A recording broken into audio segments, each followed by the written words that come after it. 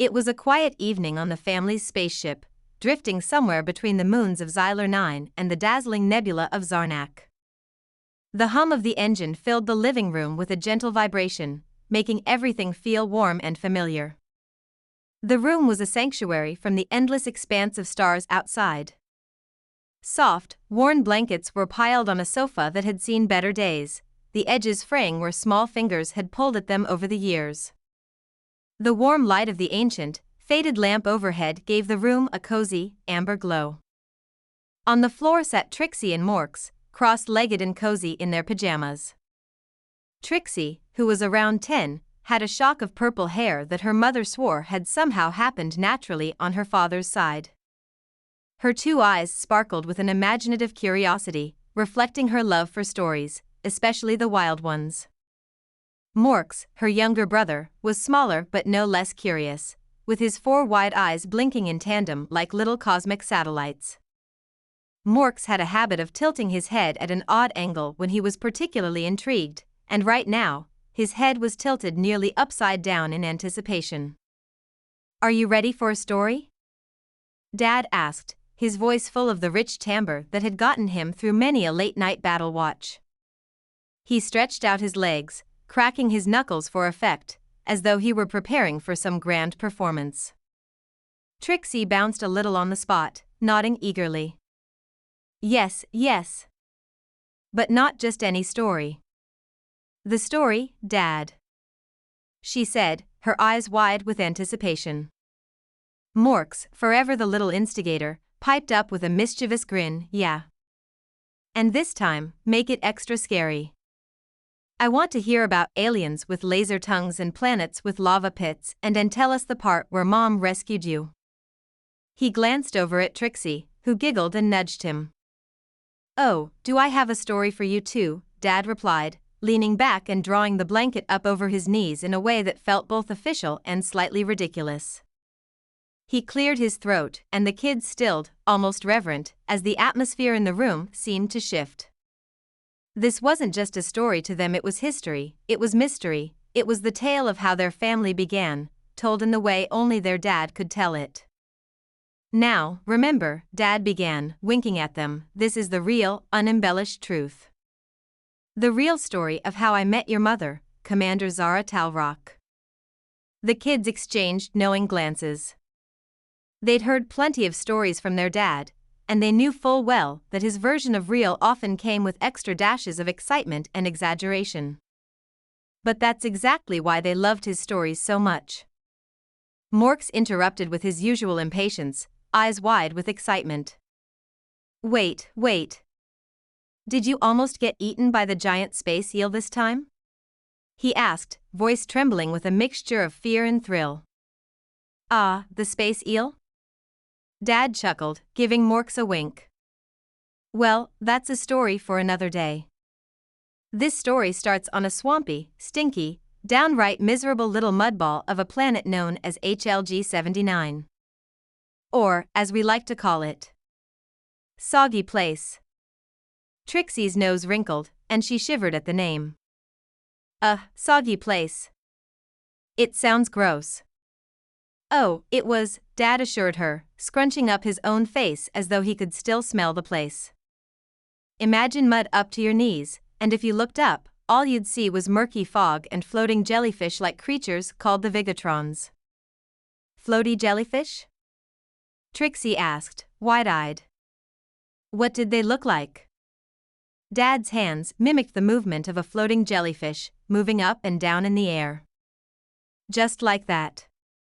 They were everywhere, glowing this weird greenish color, and they'd shock you if you got too close. The planet had the smell of, well, like a mix of wet socks and old starship grease. He pretended to gag, and Trixie and Morks burst out laughing. "EW. That's worse than the time you left your boots in the cargo hold for a week," Trixie teased, wrinkling her nose playfully. "Hey now," Dad said, feigning hurt.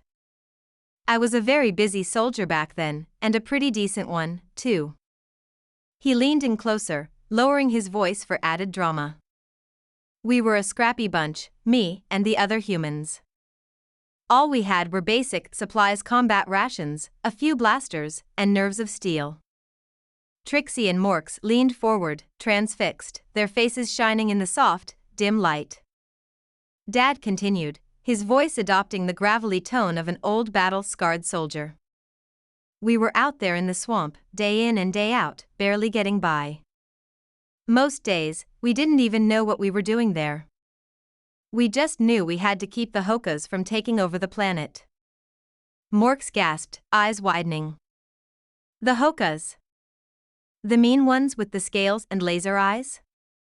The very same, Dad said, nodding solemnly. And leading them was the worst of the worst, the meanest reptilian warlord you ever saw, Spark the Spleen Crusher. He growled the name, and Morks shrieked in mock terror, grabbing hold of his sister's arm for protection. And did he really crush people's spleens? Trixie asked, raising an eyebrow. She was never afraid to fact-check her dad's stories. Well. Dad scratched his chin, putting on an exaggerated expression of deep thought. I didn't exactly ask. But I wasn't about to stick around and find out, either. Trixie and Morks dissolved into laughter, already enchanted by the tale. They snuggled into their blankets, settling in for what was bound to be an epic story, their little eyes wide with wonder. And with that, Dad took a deep breath, his voice dropping as he launched into the next part of the story. All right, kids, so there we were, knee-deep in swamp muck, cold, miserable, hungry. Corporal Flynn was on the verge of tears, swearing he'd do anything for a crispy bacon sandwich. And just when things were looking hopeless, he let the sentence trail off, his expression one of feigned shock and terror. Just when things seemed like they couldn't get any worse, she arrived. The kids exchanged a glance, their excitement nearly bubbling over as they prepared to hear how their fearless mother would enter the scene and change everything. And so, the adventure truly began. Dad leaned back, his eyes narrowing as he conjured the memory of planet HLG-79. Soggy place, he began, his voice low and dramatic, wasn't like any planet you'd ever want to visit. Imagine the dampest, muckiest swamp you can think of, then make it twice as smelly and 3 times as miserable. Trixie scrunched up her nose in disgust, while Morks made a face, sticking out his tongue. Yuck. Did it really smell that bad? Trixie asked, half horrified, half delighted. Worse. Dad assured her with a shudder. If the color brown had a smell, it'd be that place. Everything was soaked with mud, all sticky and clingy, and if you weren't careful, it would suck your boots right off your feet. Half my squad lost their boots on day 1, and by day 2, we were all wading around in soggy socks. And the Vigatrons? Morks whispered, glancing around as if one might suddenly float into their cozy living room. Ah, the Vigatrons, Dad said, nodding. They were these floaty, jellyfish-like creatures that bobbed through the air, all translucent and ghostly, with long, stringy tentacles.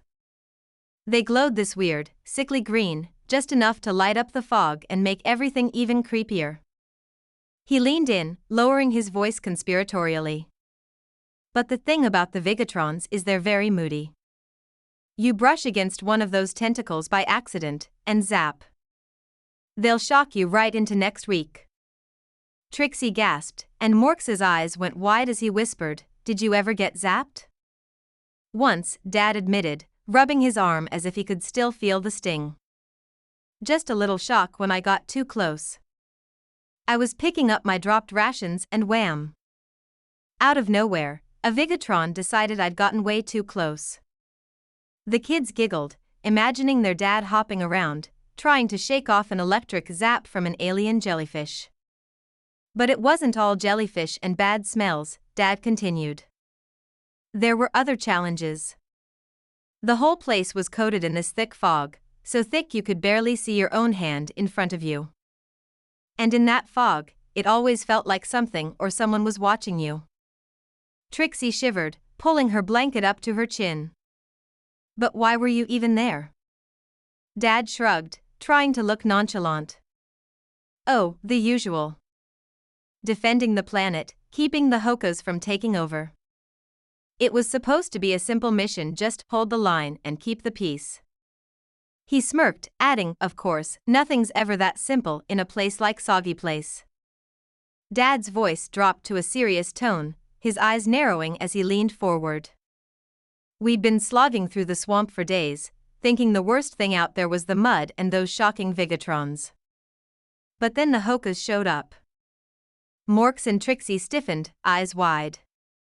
They both knew of the Hokas from Dad's stories, but each mention still made a chill run down their spines. The Hokas, Dad continued, were unlike anything you've ever seen. Big, hulking creatures with scales as tough as starship armor. They moved fast, despite their heavy bodies, and their eyes bright red, glowing like embers, seemed to cut through the fog. When they looked at you, you'd feel like they could see right through to your bones. The kids gasped, and Trixie's voice quivered with fascination. And their leader was that Spark the Spleen Crusher? Oh, yes. Dad nodded solemnly. Spark the Spleen Crusher wasn't just any Hoka. He was 7 feet of snarling, muscle-bound terror, covered head to toe in jagged scales and sporting the meanest set of claws you've ever seen. He had a voice like rocks grinding together and a snarl that could scare even the toughest soldier. Morks gulped. Why did they call him the Spleen Crusher? Dad chuckled darkly. Rumor was that he had a habit of, well, crushing people's spleens during a fight. And let me tell you, no one was lining up to find out if it was true. We could hear him long before he reached us, barking orders in that gravelly voice of his, saying things like, surrender or be squashed. The kids shivered, and Dad lowered his voice even more. That was the moment we knew this was no simple mission. Spark and his Hokas weren't here to mess around. They wanted the planet, and they were ready to take it by force. We were outmatched, outnumbered, and way out of our league. But Morks's eyes were wide, filled with a mix of terror and excitement. What did you do? Dad took a deep breath. I did what any brave soldier would do. I stayed put, tried not to look too scared, and waited for orders. But just when we thought all hope was lost, we heard the boom that changed everything. And with that, he moved to the next part of the story, a glint in his eye as he prepared to introduce the arrival of their mother. Dad paused, letting the suspense build as Trixie and Morks leaned in, their breaths held in anticipation. Then, with a grin, he continued, just when things looked their worst, we heard a thunderous boom that shook the whole swamp. What was it? Trixie whispered, eyes wide. It was your mother, Dad replied with a proud smile. Commander Zara Talrock, arriving in her own unforgettable style. Through the thick fog and muck, she descended from the sky like some kind of intergalactic superhero, leading a squad of elite fighters, each one more disciplined and fierce than the last. And she looked. Well, let's just say, I'd never seen anything like her. Morks's jaw dropped, and Trixie's eyes sparkled. Was it love at first sight? She asked, a dreamy look on her face. Dad chuckled. More like awe at first explosion. She landed right in front of Spark the Spleen Crusher, completely unfazed by his size and terrifying claws. Her landing kicked up mud everywhere, and as the fog cleared, there she was, laser blaster in one hand, her other hand on her hip, standing like she owned the entire swamp. She looked Spark dead in the eye and said, I think you took a wrong turn. This isn't your planet. The kids giggled, already picturing the scene. Spark growled something about squashing her like a bug, and you know what your mom did? Dad paused, savoring the suspense. She rolled her eyes, turned to her squad, and said, these Hokas won't stand a chance. Let's clean this place up. Then, before Spark could even raise a claw, she was firing, blasting one Hoka after another with pinpoint precision. Wow, Morks whispered, utterly captivated. Oh, I was blown away, Dad admitted. She was a one-woman army. And there I was, standing there like a total goofball, completely in awe. For a second, I think she even glanced my way, probably wondering if I'd ever held a blaster before. He laughed.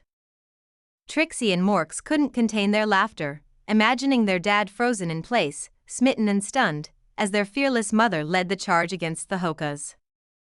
With a smirk, Dad said, "That was the moment I knew I had to keep up with her, or get out of her way." Dad's expression turned nostalgic as he recalled the chaos of the battlefield. In the midst of explosions and blaster fire, I found myself right next to your mother. It was like being struck by lightning. Everything else faded away, and it was just the two of us in that muddy crater, surrounded by the sounds of war.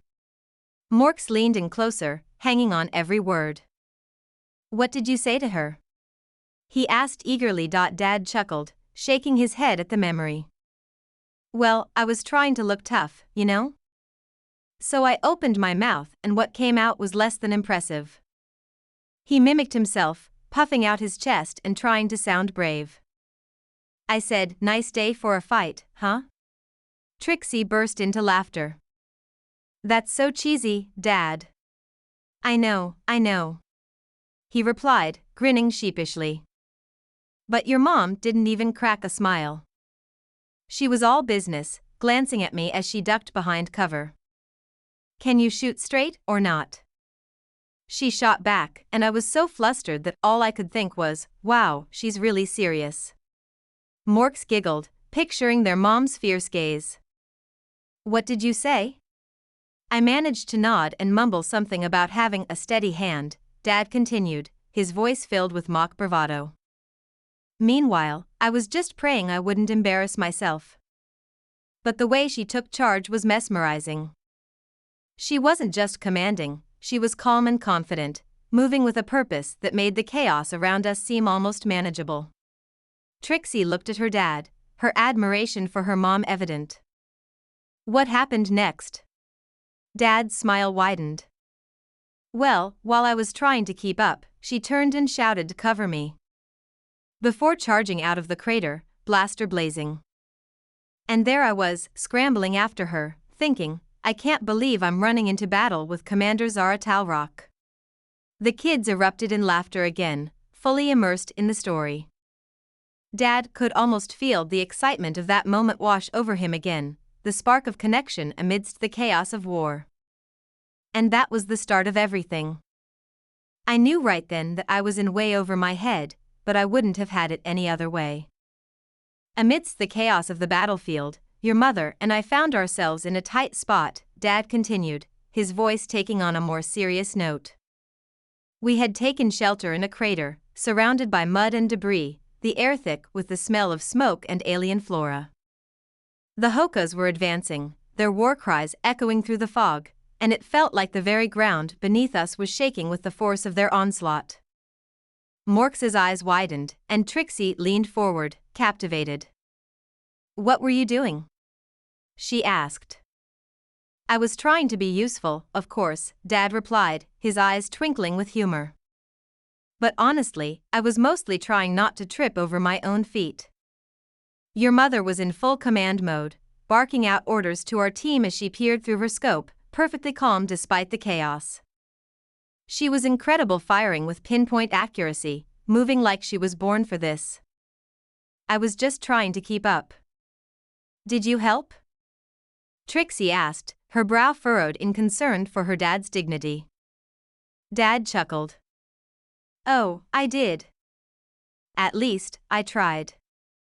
I aimed my blaster and fired, but I missed by a mile. Instead of hitting a Hoka, I ended up blasting a nearby tree, which exploded in a shower of leaves and bark." Mom didn't even flinch, she just looked at me and raised an eyebrow. "Did she laugh?" Morks asked, grinning. "Not at the time. She simply pointed and said, 'Try again, and for the love of all that's good, aim.' But then she shot another Hoka right between the eyes, and I couldn't help but feel a rush of admiration. That's when I realized she was in her element, and I was just trying to hang on for dear life." As the battle raged on, Dad recounted how they fought side by side, working seamlessly as a team despite their different styles. "It was exhilarating," he said, a glimmer in his eye. We were two cogs in a crazy machine, and for a moment everything felt right. I watched her handle the chaos with such grace and determination. It was like dancing in a storm. Trixie and Morks exchanged odd looks, their imaginations painting vivid pictures of their parents fighting bravely together.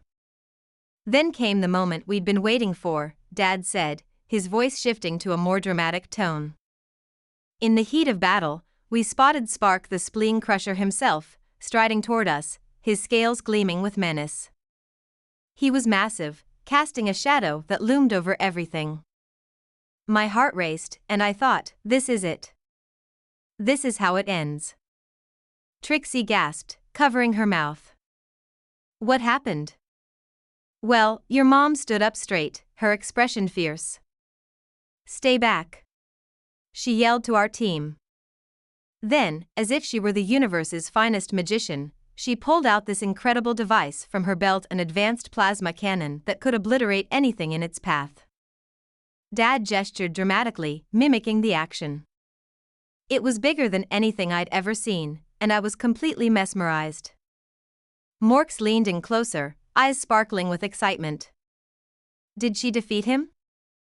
She did, Dad replied enthusiastically. With one swift motion, she aimed that cannon right at Spark. I'll never forget the look on his face. It went from smug confidence to sheer panic in seconds. No, he screamed as she fired, a beam of energy shooting out like a comet, striking him and sending him flying back into the fog. Trixie's eyes widened in amazement. Did it really blow him up? Not exactly, Dad laughed, shaking his head. But it knocked him off his feet, and the shockwave sent a couple of his Hoka minions tumbling. It was the turning point we needed. While he was reeling, your mother grabbed my arm and shouted, "Let's go."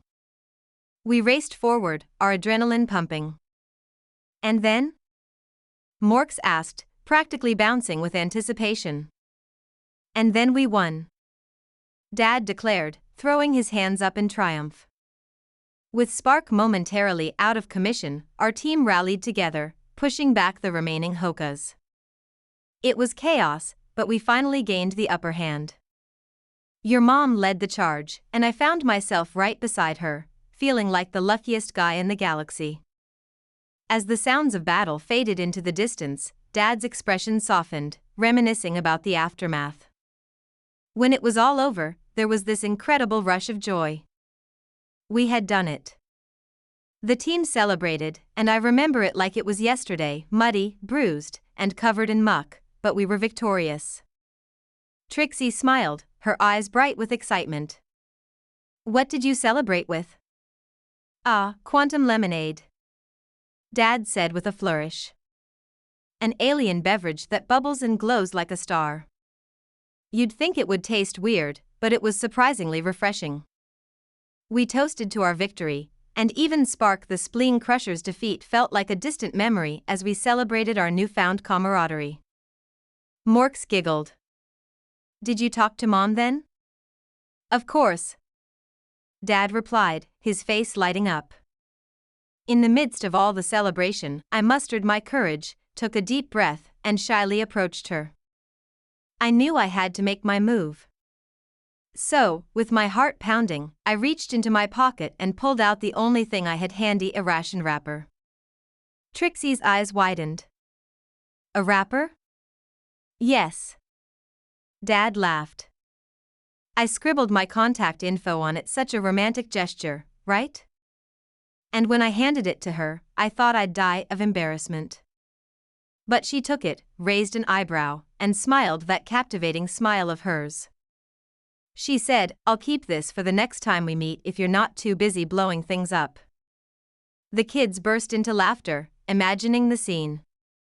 And that's how it all began, Dad said, a warm smile spreading across his face. From that awkward moment, we kept in touch, embarking on countless adventures together, but always with that spark of excitement and romance. Over the years, your mother and I faced our fair share of challenges and incredible adventures, Dad continued, nostalgia flooding his voice. From intergalactic treasure hunts to outsmarting rogue space pirates, every moment was filled with laughter, danger, and a whole lot of love. We traveled to planets with rings of ice and oceans of glittering crystals, met some of the most fascinating aliens, and sometimes even tangled with a few old enemies. Morks laughed. Did you ever run into Spark again? Funny enough, we did. Dad chuckled, shaking his head at the memory. He'd gotten himself into some trouble with a group of space rebels, and your mother and I had to work together again to help him out. Can you imagine? After all those years, we found ourselves negotiating with the very guy who had once tried to crush my spleen. Did he remember you? Trixie asked, eyes wide. He did, Dad replied with a laugh. He had the same grumpy expression, but I think he was more afraid of your mother than he was of anything else. After that encounter, we managed to reach a truce thanks to your mom's tactical skills and my charming personality, of course. Charm? Morks teased, snickering. All right, maybe not charm, Dad admitted, laughing. But we made it through everything together, side by side, building a bond that would only grow stronger. Eventually, we decided it was time to settle down, to create a family of our own. Trixie's face lit up. That's when we came along. Exactly. Dad beamed, pride shining in his eyes. And let me tell you, being a family is the greatest adventure of all. You two bring me more joy than any battle ever could. As Dad finished his tale, the living room door swung open, and in walked Mom, Commander Zara Tal Rock herself, with her signature smirk plastered across her face. What's this I hear about my heroic entrance? She teased, hands on her hips. Are you embellishing again, dear? The kids erupted in laughter, and Dad feigned innocence. Me? Embellish? Never. He held up his hands in mock surrender. I just told them the truth how you swooped in like a true hero and saved the day. Zara raised an eyebrow, walking over and ruffling Morks's hair. Is that what he told you? I hope he didn't mention how he almost shot himself in the foot during our first encounter. Morks giggled, and Trixie chimed in, he totally did. Ah, I see how it is, Zara said with a mock frown, crossing her arms playfully. Making me look like the hero while he was busy dodging blaster fire and running around like a headless hoka. Dad laughed, pulling her in for a warm embrace. You know you're the real hero here, Zara. You've always been my favorite partner in crime. As laughter filled the room, the family decided to pile up together on the cozy living room floor, wrapping their arms around each other in a tangle of love and warmth. Trixie nestled against her dad while Morks wiggled in close to his mom. Thanks for sharing the story, Dad, Trixie said, her eyes sparkling. You're the best storyteller. Yeah. Morks added. And Mom's the best commander. Dad chuckled and replied, we make quite the team, don't we? A scrappy soldier, a fearless commander, and two incredible kids. Together, we can take on anything in this galaxy. And no more shooting trees, okay? Zara added with a playful wink. Deal. Dad exclaimed, grinning. But only if you promise to always lead the charge. With laughter echoing around them, the family felt an unbreakable bond, one filled with love, bravery, and humor.